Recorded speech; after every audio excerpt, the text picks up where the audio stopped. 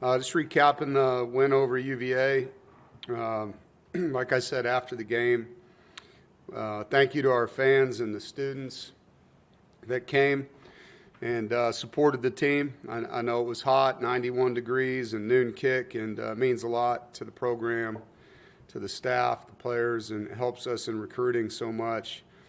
And just continue to show up, be loud, be supportive. It matters, and we thank you guys for it. It's great to be 2-0, and comeback wins are special for sure. I thought UVA was a really good team. They did a great job in the game, and they've improved their roster tremendously. Tony's done a great job leading that program. And early in the game, we were on our heels defensively. They did a lot of good things on offense, and a lot of pre-snap eye candy, and our guys were tentative at times. It took a half to settle them down. I was really disappointed with our third down defense in the first half, and that was really the story of the half. You know, they were 10 of 13, and we have to win our share of critical downs, especially when the down and distance is 3rd and 8, 3rd and 9, 3rd and 10. Our offense did a great job matching scores with them early, and then special teams for them tilted that first half with a big punt return. And I love how poised the guys were. You know, we went in at halftime, and the players were great. Coaches made really good corrections and adjustments, and the players understood what we needed to do to get that game back on our side, playing our style of football. You know, scoring on the first possession obviously got it to a one-possession game, and a defensive stop and then another offensive score got us the lead. And holding them to 7 points in the second half was a big thing there on defense, and they were able to get yards but not points. And,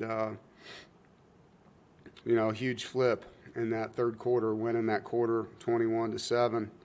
Offensively, you know, to play a game, 0 turnovers, 0 penalties, 0 sacks. I thought offensively really played good football. And winning starts with not beating yourself. And the week prior, that was a big area for us. We had drive-killing penalties multiple times in our first game. So an area that we wanted to improve and did. And we averaged over 7 yards on first down, which makes play calling a lot different for a coordinator and allowed Kurt to be in a rhythm. And so that was huge to have the first down success that we did. And that was an area, again, that we needed to improve from week 1 to week 2 in the season, and we were successful with that. Our run game was a huge part of that, you know, averaging 6.2 yards a carry. Was huge, and there was multiple people involved in that. Obviously, the blocking from the O-line, tight end group, the receivers, but the backs ran really hard, protected the football. CJ ran hard, protected the football. We had 11 explosive plays and 19 plays over 10 yards in the game. I thought the pass protection was outstanding. There was a lot of clean pockets for CJ to throw the football, and when he had to, he used his legs. He had a great scramble for a touchdown. Later in the game. Our tight ends continue to be a big factor. You know, Justin's really playing at a high level with and without the football. I thought Cody and Dante both came in the game and did some really good things in our 12 personnel. Jacarius Peak had a great football game. It was a good defensive front for UVA, and Teague played really hard. I thought Jalen Grant played better than he did in week 1. He was our player of the game, one of our players of the game, and led our offensive line in pancakes with 6. It was great to see Yusuf get the start and play physical football for us, a right guard, and Kamen and him rotated, and Spike got some valuable reps at left guard and center. So it was good to get some guys some reps on the O-line and see those guys continue to grow, because there's some inexperience in youth with those guys I mentioned. You know, Hollywood's really a playmaker for us and gets in there, and obviously the untouched runs, there's great blocking, but then the stuff he's doing to get extra yards, making guys miss, running through contact, catching the football. Had a great catch, you know, on a low throw that he turned into an explosive play. And Duke, same thing. He gets in the game and just creates yards for us. There's one protection that we could clean up in that room. I thought the receivers caught the football well. Did a really good job of getting yards after the catch, averaged over 5 yards after the catch. And on the perimeter, they were really good. We had a lot of plays that got out on the edges, and those guys did a great job blocking and keeping their hands inside, playing hard. I love that we were 100% on our fourth down attempts, and obviously you can see there's a lot of trust in Will Wilson. Things we got to get better at, third and long, obviously an area that's hard offensively, and we've got to be able to make that a conversion or get it to a fourth and manageable where we can go for it. The biggest disappointment really in the game offensively was at the end. We had a chance to end the game with the ball and didn't get that last first down and had to punt the ball back to them. So, you get in that situation and you go for it with the thought that you're going to get it and not give them the ball back. We did make them use their timeouts, but one more first down and we're kneeling on it and the game's over. Defensively, like I mentioned, the first half was not good football, and it's really two halves when you look at how we played. Gave up 2 explosive runs on short yardage where we both times had an unblocked defender at the point of attack that didn't make the tackle. And so, we got to tackle better. We got to be in our gaps. We got to leverage the football, and we got to be disruptive, which we were really, really good in the first game. And so, UVA deserves some of that credit, and obviously we have to get better. And I thought in the second half we did a lot better job. Guys were where they were supposed to be. They got off of blocks. They knocked back the line of scrimmage at times. We tackled the ball carrier better. And we stopped them on third down. We gave our offense the ball back, and we're able to bend but not break and then stop people in the red zone. The red zone defense has been outstanding, and they got down there 4 times. They scored a touchdown, made a field goal, missed a field goal, and then we got the interception. We stopped them on fourth down there. So they are bowing up and showing, mental toughness and stamina. But obviously, I'd like to not get down there as much, get some more stops on third down out in the field. And that's an area that we've got to work hard on this week. Special teams, outside of our punt team, I thought it was a really good day. Nooncaster a couple times outkicked his coverage, and our coverage has to be able to get down there and make plays. We knew their returner was a dynamic guy. We were worried about him. And one time we had a low punt, which helped them. But those yards helped the offense for the other team. And so, when we're out there on a punt team play, we've got to set up our defense with hang time, distance, and coverage. It's an area we got to get better at. It's great to see Kanoa bounce back, and he didn't have any field goals, but all 4 of his extra points, he was in rhythm, kicked the ball well. So I was excited to see that. And now a quick turnaround, going from a Saturday kick to a Thursday kick with Wake Forest, our first road game, first conference game. Since UVA was non-conference, our first conference game, and they're 2-0 as well, coming off a blowout victory over Western Carolina, where they looked really explosive on offense. They've got some guys back that we've played. Their tailback, obviously, is a really talented young man, Claiborne, number 1. He had 4 explosive plays in their last game. Their quarterback, 2-time transfer, South Carolina and Auburn, who's very athletic. He has a really strong arm. He runs hard, 220-pound guy, and he runs really, really physical. And they do a lot of things offensively to get the ball, obviously, to Claiborne, but with the quarterback in the read game, power reads, counter reads, zone reads, all the things that they can do to make you defend him. They've brought in a slot receiver, number 10, that's 5'7". That's a dynamic football player. He's also their kickoff returner, and so they have some explosive pieces on offense. Defensively, they play really hard. It's when you watch Wake Forest on defense, they're sound, they're physical, they run to the football, they rotate guys on the D-line. There's several guys we're used to, I guess you'd say, familiar. Anderson's been there forever and is a good football player, in the right place, plays hard. Their strong safety tongue makes a lot of tackles for him. He's rangy. Outside linebacker, 24, same thing, makes a lot of tackles for him. Their D-tackle or nose guard, 94, we played against last year. And then they've got a few new guys. Their edge player, number 11, Hardy's been really good for him. He's long, UConn transfer, does a lot of good things for him in pass rush as their buck. And then defensive tackle, 52, has been really disruptive in the first 2 games. And so, new staff for them, some carryover players, but a lot of new guys. And so, getting into the 3rd game still with several unknowns, because you don't have a lot of sample size, and, especially when you look at their 2nd game, they blew them out. So, you don't get a 4-quarter view of who they are. As far as the game itself, it's a rivalry game. It's the 2nd longest consecutive game in our conference since 1910. It's our 2nd in-state opponent, and our opportunity to take our show on the road, and that brings new challenges. So for this football team, our first road test and a short week. And so we've had a Thursday game coming out of training camp, a long prep getting ready for game 2, now a short prep for game 3. We have no routine, and that's our routine right now. It's different every week, and it's unique. You have less time to prepare as a coach. You have less time to recover as a player. You have less time to practice, less time for everything. And so everything's, being squeezed into a short window, and you got to balance it all for the guys. And they were awesome today. They came in with a lot of energy. They're excited to play, and they're excited to get better, and I think that's the thing that makes this football team so fun for me.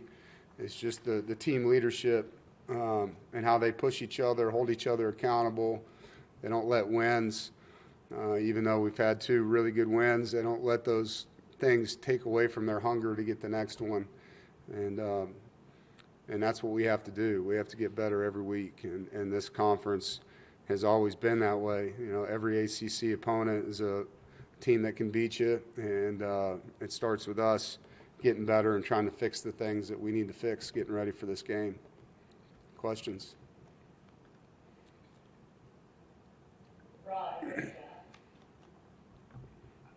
Yeah, Dave, how do you assess what CJ Bailey has provided at QB through 2 games, and how calming is it to have a captain in command like that lead your offense as you, like you said, prepare for your ACC opener and first road game of the season?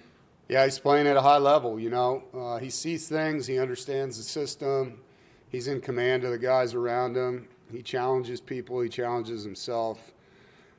He has a knack for just knowing what to do. Sometimes it's not perfect, they're coming with an unblocked guy on a blitz, and he sees it, he feels it, he gets out of contain, he runs for a touchdown, And they had him dead to rights with that pressure, and he did a great job just making a play. He knows who his guys are. He knows where to throw the football to them. And what he does on the sideline as a leader compared to last year is night and day.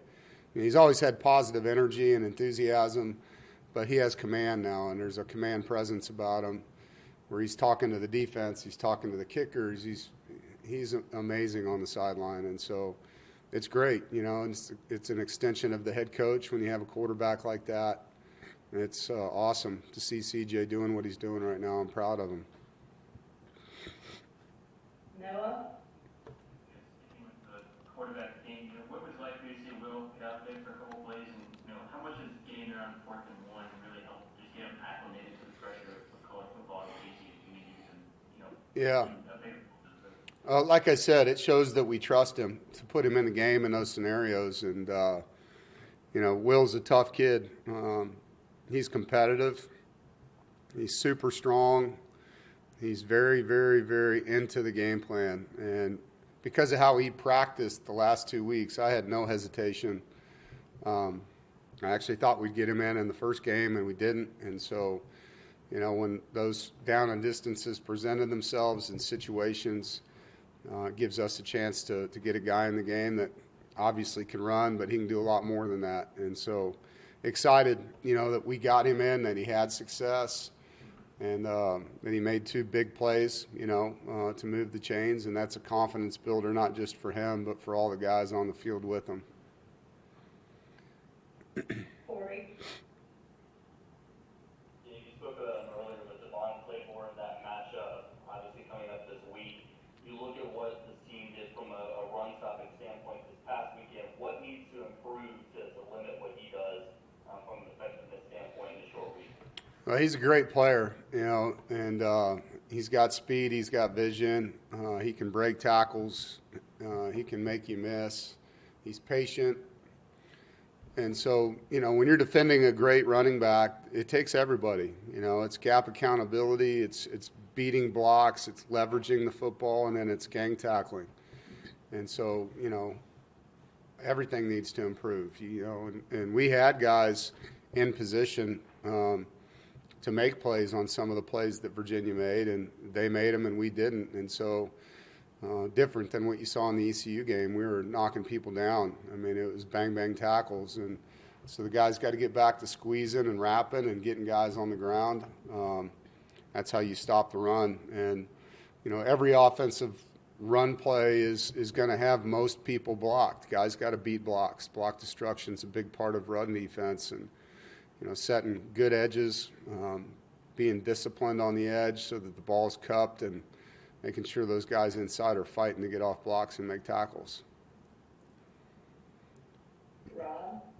Yeah, Dave, it seems like so many years talking about Wake Forest, we ask one questions and things like that. Now this is a new regime here. How much of what they do offensively resembles before? How much of it is drastically different?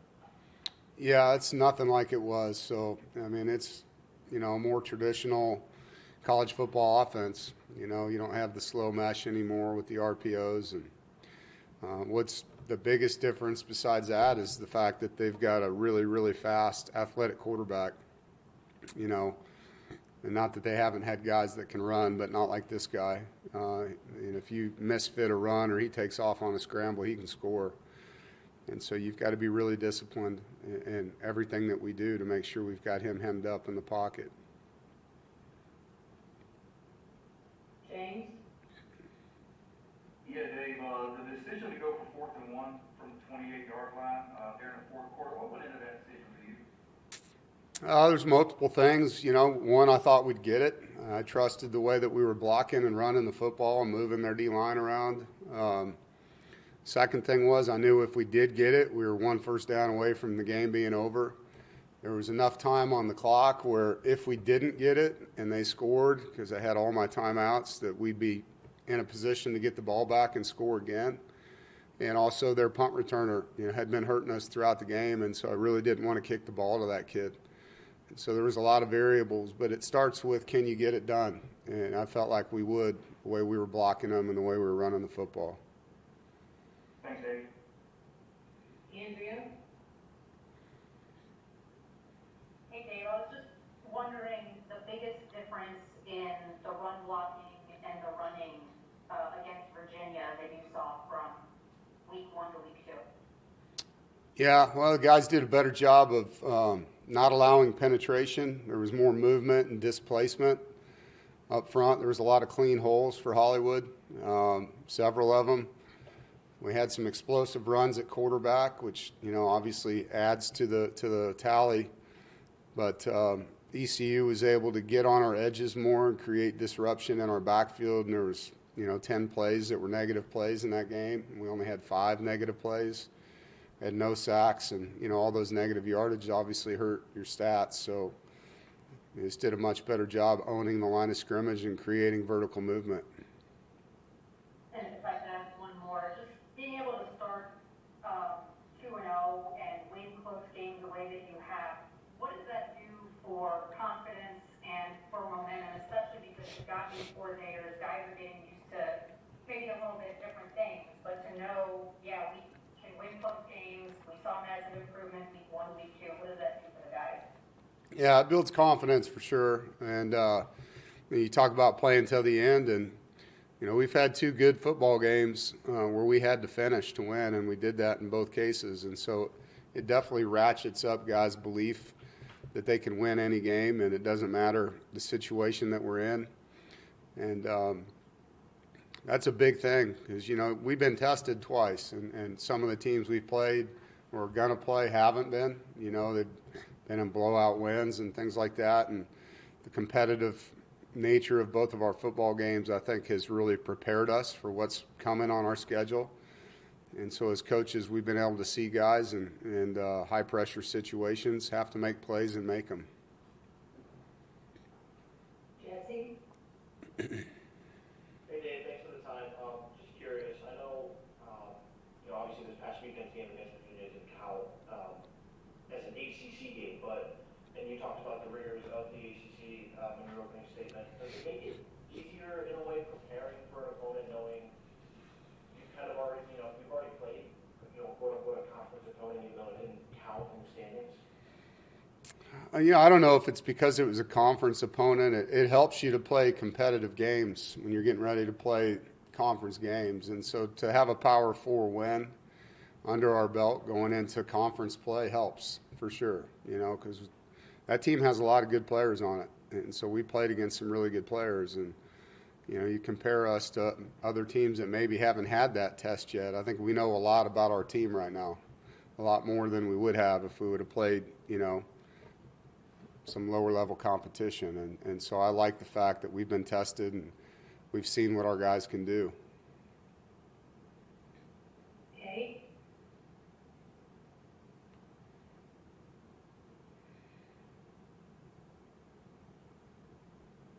You're muted. Sorry. Hey, did you have a question?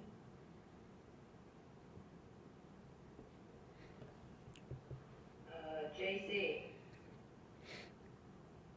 You were able to compete against Dave Clawson off and on since, 2011 or something. Have you gotten to know anything, a little bit about the new Wake Forest coach? Have you noticed that you guys have some similar backgrounds and probably both know his spotted talent? Yeah. No, I definitely have been around him a little bit, and the things that we do together as head coaches, different events, and know his background. And, he's worked with some really good football coaches and have great respect for, what he's done and who he's been with. And so, he knows how to win. And he's got good energy. He's done a good job recruiting. And you turn on the film, and I know he has a defensive background, and you can see that. Those guys are playing hard on defense. You can see it. Jaden? You mentioned, winning these close games the last couple of weeks. You were in a bunch of close games last year, but you were on the other side. How much does that experience, do you think, help the returners in finishing them this year? Well, it was a lot of fuel for this offseason, when you win 6 games and, you lose 5 one-possession games. You're pretty close to having a hell of a season, and close doesn't get it done. And so, there's a lot of detail and toughness and film study and football IQ for us as coaches, looking at what we did well, what we didn't do well, how can we be better. There's a lot of time spent on end-of-half football, end-of-game football, whether it's 2-minute or 4-minute. And so, you really work hard on your weaknesses, and that was a weakness for us last year. I've been in a lot of one-possession games in my career as a head coach, and, we've won a lot of them. And you got to have players make plays in key moments, whether it's a big sack or Kean's interception, last-second field goal, a great play by an offensive player to score. You got to make a play, and you got to prevent them from making a play. And so it's play calling, it's players, and it's toughness. And so, yeah, I think for the guys that are returners on our team, those losses were fuel in the offseason, and for our coaches, it was fuel. And so far, you can see the time spent has paid off, and we got a lot of football ahead of us. So when you look at teams across the board from college football to NFL football right now, 80% of the games last year were one-possession games. And so you got to be able to win those games if you want to make it to where you want to make it in the end. Noah? Hey Dave, earlier you mentioned, having the luxury of being able to rotate guys at right guard especially. What have you kind of learned about those 3 game and Yusuf and Spike as you able to get all of them experience so far? Yeah, I think they all have really good things that they do, and they're all different. And, Kamen, very athletic, can move his feet. You know, he's a good basketball player in high school. You can see that. And he's obviously young still when it comes to college game experience. And so learning how to play with the pad level he wants to have day in and day out. You know, Yusuf, really strong. He's one of our stronger guys. He can move people. Extremely good at disrupting, you know, on double teams and trapping guys and different things like that. He did a really good job in the game in pass protection. You know, that was one area we wanted to see live and how that would work, and I thought he did a great job. You know, Spike is a very talented young guy. I mean, he can play left guard, right guard, and center, and he's done that now in 2 games. He's played in 3 spots, and so he's getting valuable experience for us. And you know, we know he's our center of the future in our program, and is going to keep getting reps and playing. As you know, it's a long season, and there's times on your own line where guys can't play. And so to have him ready and get those other 2 guys better as we go, and Val Erickson's another guy that, you know, now that he's back and he's healthy, that we hope that we can get in the mix as well. Because, you know, the hardest thing up front is you want chemistry, and a lot of times you'll see O-lines never sub, and for us that's been how it's been most of the time. And then when a guy gets injured and a new piece comes in, that chemistry is broken in some ways, and because there's not reps in games. And so we're just trying to put ourselves in a position where if we do have to replace somebody due to injury, there's been chemistry, there's been game experience, and those guys are ready for that moment. Just a quick follow-up. What goes into figuring out dividing up who gets what snaps in a game when you're rotating them? You know, we have a plan based on practice and how they've performed all week. We talk about it as a staff the day before the game, just where we're at and what they expect. You know, hey, this guy's going to go every 2, rotate every 2, or we're going to rotate him after the 3rd series or the 4th series.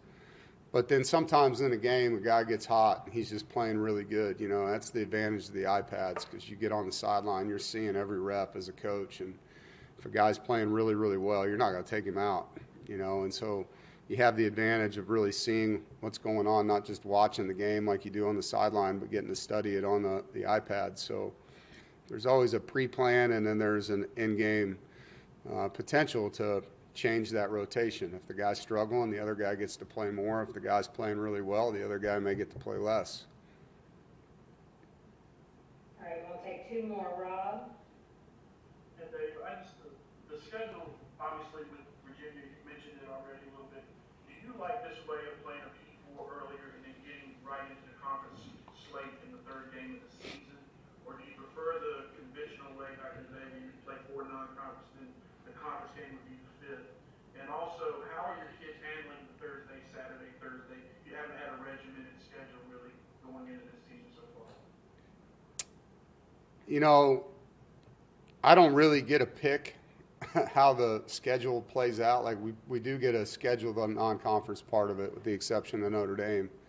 And so I try not to put too much into that. It's, you know, when they tell me when we're playing, who we're playing, then we sit down and put it together. And, you know, things that I don't control, I don't really spend a lot of time thinking about.